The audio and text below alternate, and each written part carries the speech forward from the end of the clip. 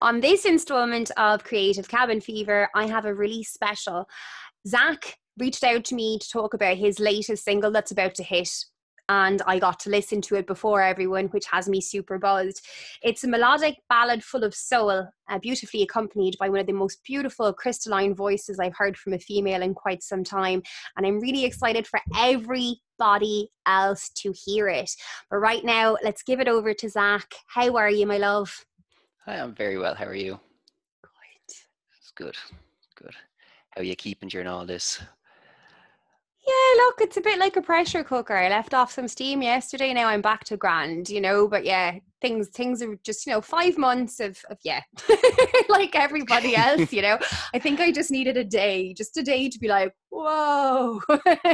Yeah, well, sure. Look, there's big things coming as well, so all to be all smiles, all excited. Yeah, Yeah. exactly. One more week and I think I'll just sleep for a week then. No, well earned, well earned. How about for you?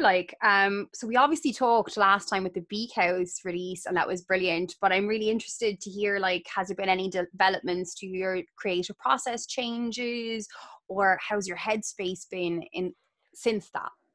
Um, well, I suppose with releasing things with Casanova, Adam takes a whole lot of pressure off me to do anything.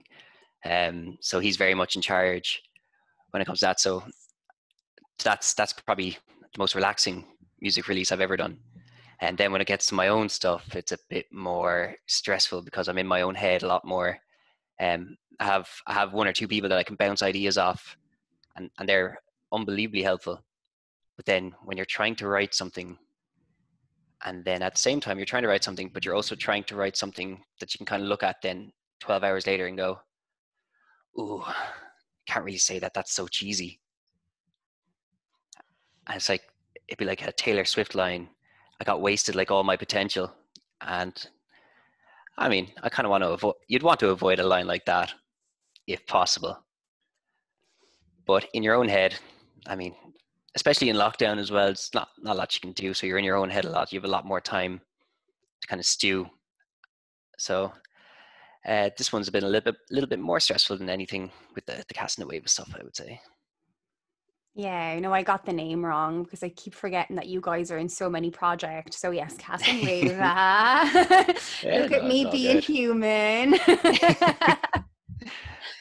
Yeah, no, that's really interesting. I always kind of wonder what it must feel like to have all those different kind of projects on the go, and like all of you are so creative, especially here in Waterford. Like the ones I just be watching you with such admiration. Like I wish I could create something like that. You know what I mean? It's amazing all the stuff you're doing, and I really, really enjoy this song. Really, really, Different Souls is just beautiful to me. Yeah, that's good. That's good. I'm glad you enjoyed it. And I would say, don't sell yourself short there because you have a little baby cooking there in transition. It's a different type of creating, but it's creating nonetheless. Yeah, look. Yeah. No, yeah, no, it's been that's been a wonderful journey, actually. Yeah. Yeah, I met the right people during these interviews, and they've pulled off what I thought was going to be impossible. And Yeah. yeah, this day week I get to be at a music festival, and everyone gets to watch a music festival from our hearts to their screens, and that's what it is. Yeah. Excited to see it. Thank you. Yeah. Anytime. So you mentioned Taylor Swift, and before Yeah. the interview, we talked about that briefly. So that album, Yes, that album was not what I was expecting from her at all. It was completely left field as well, and it has like my favorite people in the music scene at the moment on it. I mean, I don't think it's any secret that I like Bon Iver and Justin Vernon a little too much, probably. And I also love the Desners. I think Aaron Dessner did a production on something like 11 out of the 16 songs. And he also had his brother Bryce do the accompaniment for some of the songs as well. But it's a really interesting one because I thought it was going to be bubblegum pop again from her and just drag the lads with her. But in fairness to her, and I've seen it through the documentary that she does, she really cares about her work when she gets it wrong, she seems to be a little bit hard on herself when she does. But in that sense, she's like the perfect musician. She realizes her mistakes. She's willing to work on it. And in this time, she's gotten some of the right musicians at the right time, and she's probably put out one of her best work, I would say. Like, I would say it's definitely worth a listen. And if it's not your thing, like, you'll probably find a song off it, which you'll probably go back to once or twice. I know I have. That's amazing. Like I was saying to you before the interview, this arrived in the post this morning. It came out at the start of lockdown. It's Fiona Apple. And it's probably my favorite album to discover during lockdown. It's called Vegetable Cutters, and it's just amazing. She's just a phenomenal person who basically locked herself in her house for 10 years and didn't release anything until she got overcome with this. And it's magnificent. Like, there is no, like, wow. She changes my life every time she puts something out. Like, I've talked about her on a different interview with Claire from Lipton Village.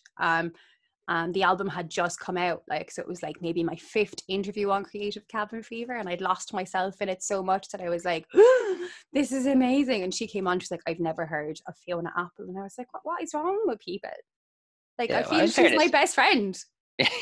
I said I've never heard of her either, so it's, I know. but she's on my list now of things to listen to.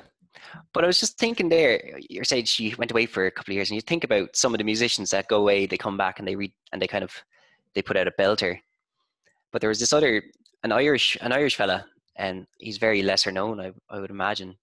He went away for a while after an event, and he came out with this brilliant kind of techno dance, but it was also spoken word poetry album, or kind of like an EP. It's called For Those I Love, and it was taken down off Spotify last year at some point.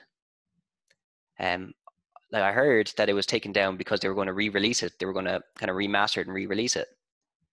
But to this point, to my knowledge, they haven't really re-released it.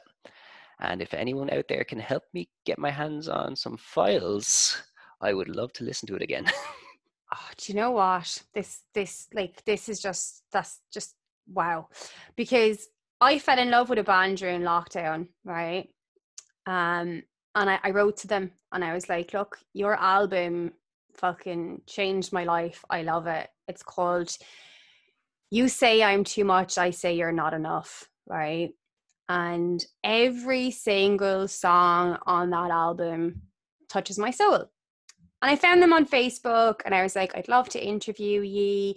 Tried to buy the vinyl. When I go to the link, it's dead. And they wrote back and they went, sorry, we broke up. Mm.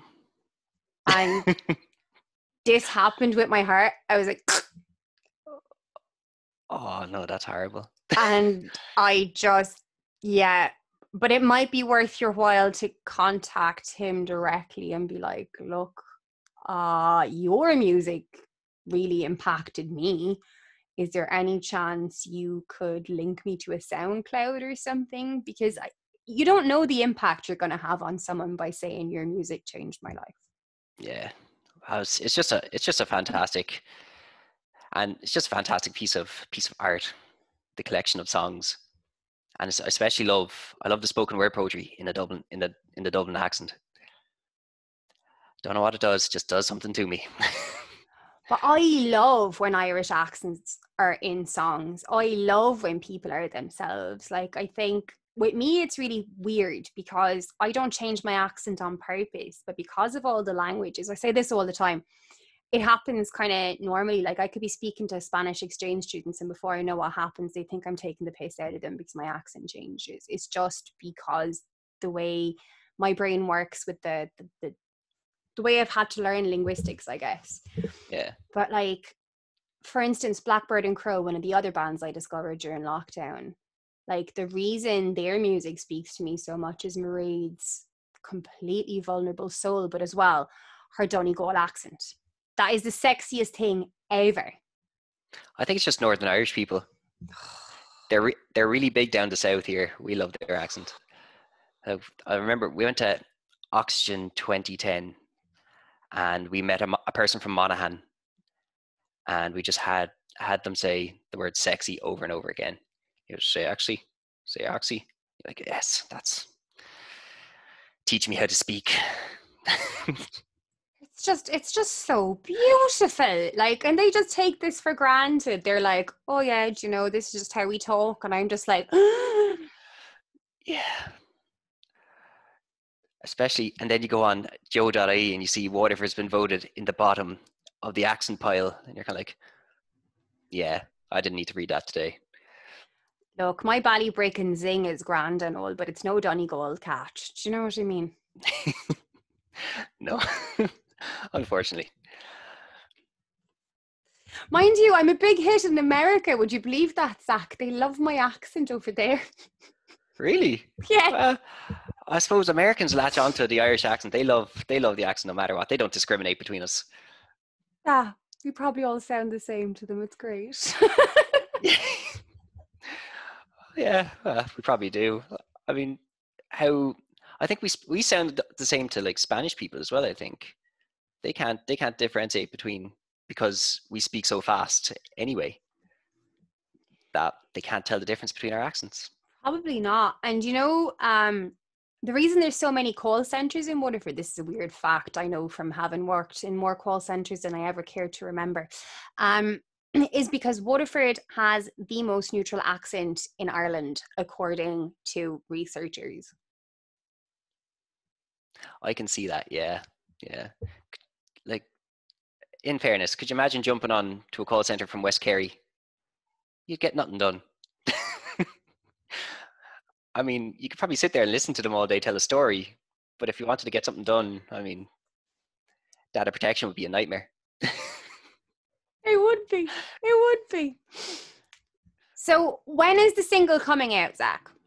Okay, single is out on the 31st of July. Ooh. I know, it's such a lovely date. It's a beautiful date.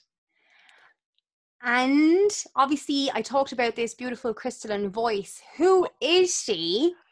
The singer on the song is Kayla Williams from Tremor, and she's got a lovely singing voice. Beautiful. My only issue with her is she doesn't believe she has a good enough singing voice, whereas she should be on the stage. I keep telling her, but she's so shy she won't actually get up onto a stage. So I'm hoping, like this song, Your Kind Words, will urge her forward, give her the confidence she needs to become the star that she is. Well, if I'm honest, I heard the song and I was like, this is good. And then she pipes in and I'm like, oh, this is great. Yeah, So it's she just changed the dynamic of it. Like her voice makes all the difference. Like obviously you're incredible. Do you know what I mean? You are. But then she comes in and I'm like, oh, that extra little dynamo, that little thing that just changes things. So yeah, I think she should be performing on stages everywhere. hey, your words. Let's hope it provides her with the confidence she needs. Yes, Kayla, you're awesome. Get on a stage. Yes. And she asked me yesterday, we were talking about it, and she said, should she have an artist name? But I think she just wants to go as Kayla. That's fine. Yeah, I think that's a good enough name, as is. It's a really beautiful name. Yeah. Now, see that? We're all fancy of Kayla. Massive Kayla fans. I don't even know the girl, but I think she is doing great things with her voice. Yeah, she is. And hopefully she'll continue to.